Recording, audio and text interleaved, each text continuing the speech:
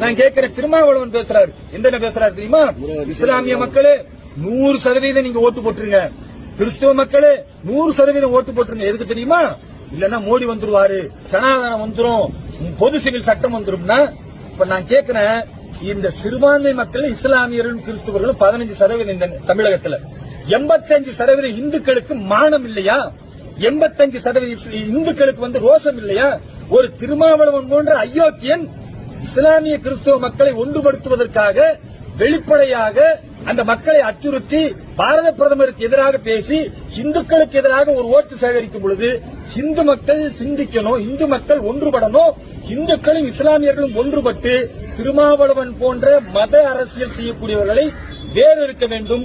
திமுக தலைவர் திரு ஸ்டாலின் போன்ற பாசிஸ்டை, ஸ்டாலின் போன்ற கேடுகட்ட தமிழகம் சந்திக்காத ஒரு மோசமான தலைவரை புறக்கணிக்க வேண்டும் என்று தமிழக மக்கள்கிட்ட கோரிக்கை.